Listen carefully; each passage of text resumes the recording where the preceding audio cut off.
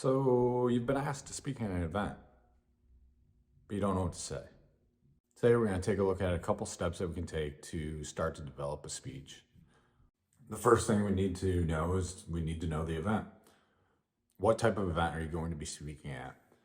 Is it going to be a wedding reception, a retirement party, a work function? These all really will help guide or shape the message that you're going to give. The next thing is to know your audience. Knowing your audience really helps to create that message.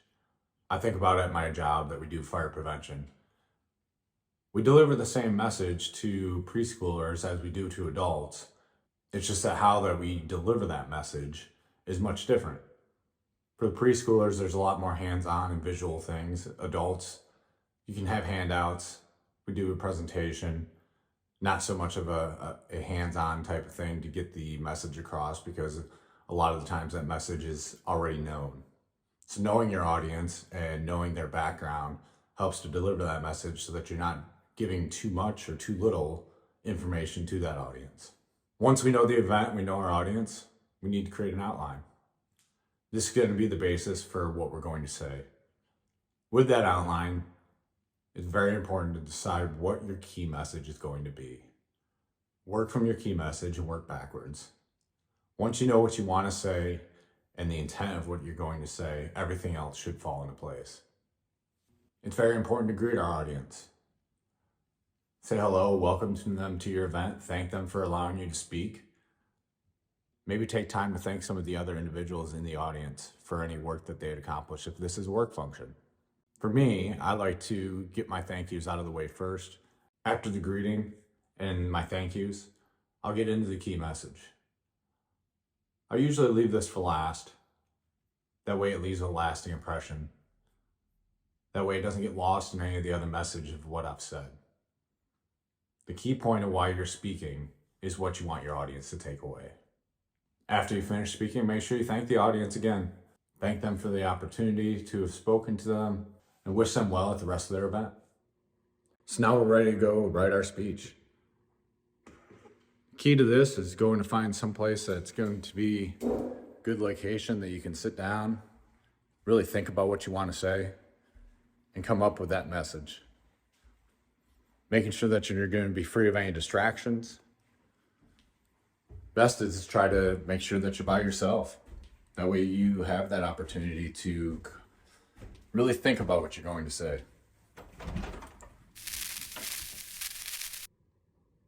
As you can hear, it's nice and quiet here. So this is a great space to try to think and come up with those ideas. Once you get started, usually the speech flows real well and it's easier to write. The hardest part is usually just getting the first few words on those papers.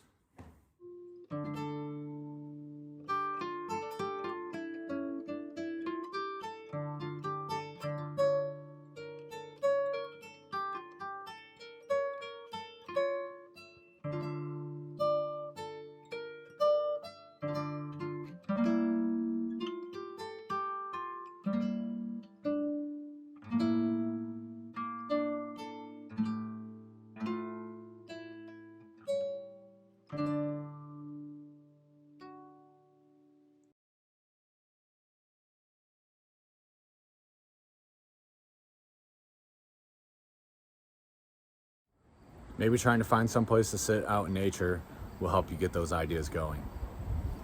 The key is to find where it's going to help with you to get your ideas going.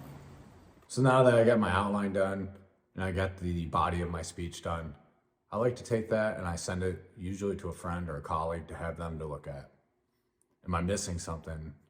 Do I need to take something out? Having someone provide some feedback to you prior to you giving your speech will really help the day of your speech go much better. You already know what to expect. You'll have taken out things that you didn't need. And hopefully you've created a speech that'll be long lasting. A couple of pointers when you're giving a speech. Take your time, pace yourself. A lot of times when you give a speech, you have a lot of nerves. And those nerves will cause you to speed up and not take the pauses that you need. It's important to have those pauses to create the effect. To to give your audience the opportunity to digest what you're trying to tell them and truly accept that message. It's also important to read the audience. Usually I have portions of the speech that maybe aren't so important, that maybe I can cut out or condense. It could be that the speaker before you went long, and now you don't have as much time as you previously thought you'd have to give your speech. Or maybe you're covering a topic and you're looking across the room and you see a lot of blank stares. Maybe you need to add more to your topic than you previously thought. Or maybe the reason for those blank stares is that the message that you're giving is too simple for the audience and that they already know that and they've heard it 100 times before, so they're not going to listen to your message. On October 15th of 2022, I had the opportunity to speak at our firefighters' ball. As a union president, it's expected that you give a speech. So we're going to look at the speech that I had given, recorded by one of the other attendees. Hopefully this would be a good example for you of the outline that I had taken and how I had delivered the message. In the fire service, we're always willing to take care of other people, but we don't always take care of ourselves. And this is becoming more and more prevalent within the fire service. And that's why I thought that this topic for this evening was an important one to deliver to our firefighters and to their spouses and significant others. Glad to see everyone finally again. It's been a long couple years since we were able to get together. First of all, I just want to thank Chuck Casagrande and the Firefighter Ball Committee for all your work. Eric Davison, Frank Friend, and Trey Conley.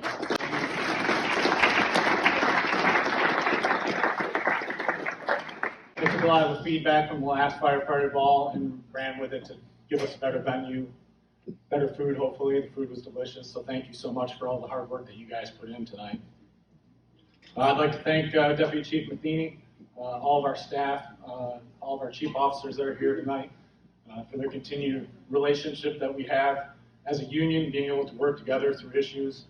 As we all know, having that relationship and being able to come to the table and have an open discussion really is what's helping to move our department and our union forward. So thank you to Deputy Chief Matheny and the rest of the staff. I'd like to thank the executive board. Kyle Kleinfelter wasn't able to be here this evening, but he wanted to send his regards to everybody.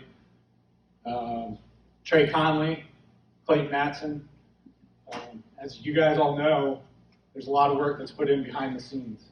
These individuals go above and beyond countless hours. I can't even keep track of how many hours we truly put in. I know I was kind of trying to add up of conventions and things that we've gone to this year, and I know myself personally have spent about 6 weeks away from my family trying to represent the union.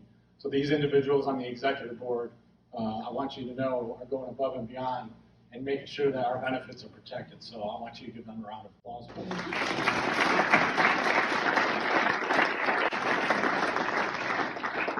I want to thank everyone that's on any of our committees, our PAC committee, negotiations, grievance, and kitchen memorial committee.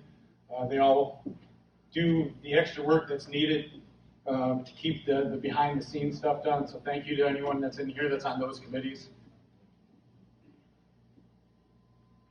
Thank you to President Chuck Sullivan for taking time out of your busy schedule. If anyone's been to any conventions or ever seen Chuck, usually about the only time he's not on the phone trying to answer an email or talk to someone is when he's up here speaking. So I really appreciate you taking time out to come here this evening. As always, I want to thank our spouses. I think we all know that they're the ones that keep us together, right? I know every time I come up and speak, we all know that anytime anything goes wrong, it's when we're at work. Usually it's about 7:03. After we start at 7, you're getting a phone call because the water heater went out, right? One of the kids doesn't want to get dressed for school, whatever the case may be. Those individuals, our spouses, our significant others, are really the true heroes in here, right? We come to work every day. We go to hang out with our buddies. We get to go answer calls. They're left at home holding on to keep everything together until we can make it back. And I think sometimes we forget that. I know I'll speak just for myself.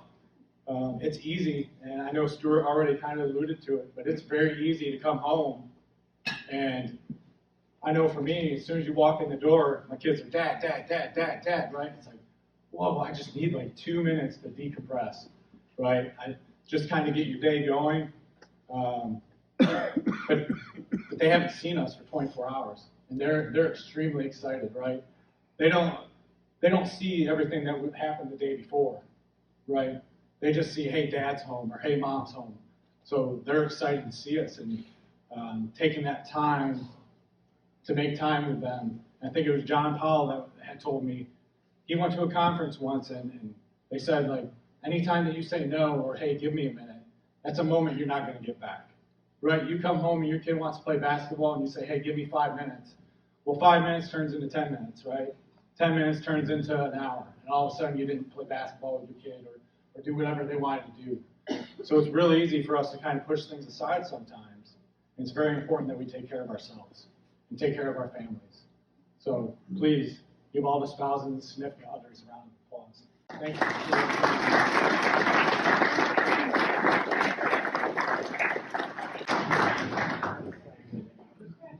As I mentioned, probably about 6 weeks I've been gone from home this year, easily.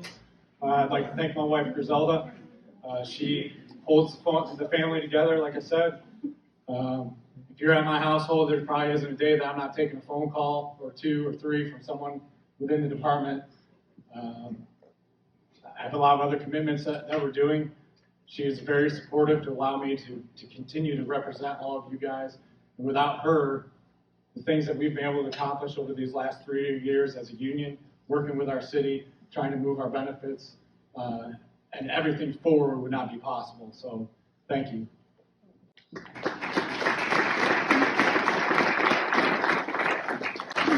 We've had a couple of hard years.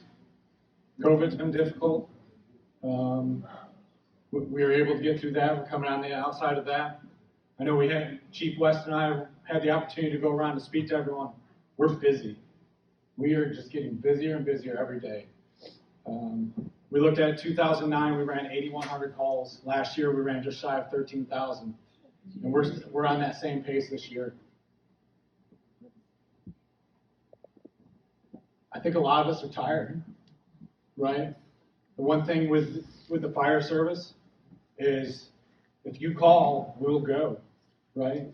To our own demise sometimes. We won't say, hey, I need help. We won't say no.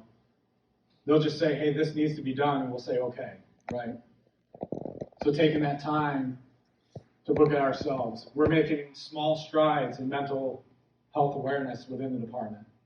Small strides, right? We're not where we need to be yet, but we're a department that has acknowledged it's an opportunity that we can do, and we're continuing to move forward. We've had a handful of members go out to Maryland to the Center of Excellence to get some assistance, and that's okay. It's okay to get help, and I want everyone to know that it's okay to get help. Don't feel bad that you need help. Sometimes we do need help to get us back on the path. I want to see everybody in here be able to retire. I know we have a lot of retirees in here. I'm pretty sure every one of them will tell you it's great to get a check, right? Not have to come to work.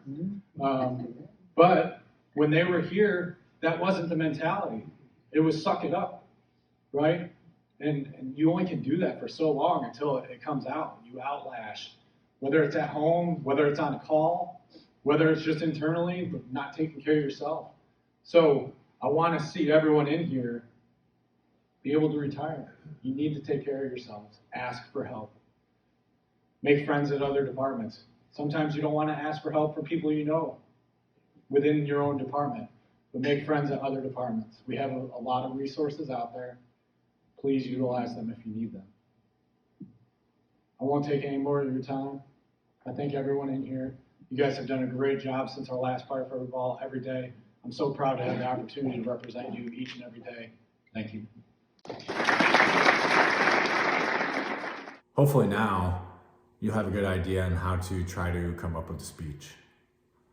Take the things that we talked about, practice.